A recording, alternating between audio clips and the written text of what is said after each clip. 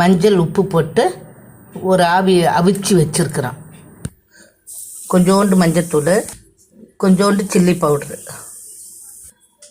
உப்பு கொஞ்சம். அதில் காலிஃப்ளவரை கொட்டி வதக்கிக்கணும். 2 தக்காளி கட் பண்ணி வதக்கணும். இந்த அளவுக்கு வதக்கி எடுத்துக்கணும். வதக்கி ஆற வச்சு மிக்சியில் போட்டு எடுத்துக்கணும்.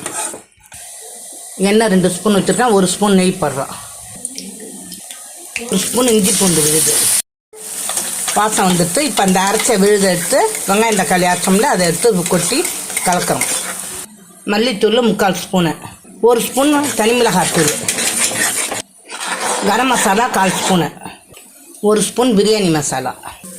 இப்போ இந்த எண்ணெய் பிரிஞ்சு வரும்பொழுது நம்ம தண்ணி ஊற்றிக்கலாம். திக்காக வேணும்னா 1 டம்ளர் ஊற்றினா போதும். கொஞ்சம் தண்ணியாக வேணும்னா 2 டம்ளர் ஊற்றலாம். அதுக்கு தகுந்த மாதிரி உப்பு போடணும். இப்போ இந்த வதக்கி வச்ச காலிஃப்ளவர் எடுத்து கொட்டுறோம். கொட்டிட்டு அதுக்கப்புறம் தண்ணி ஊற்றிக்கிறோம். தேவையான அளவுக்கு உப்பு போட்டு ஒரு 5 நிமிஷம் கொதிக்க வச்சு இறக்கிட வேண்டியது தான்.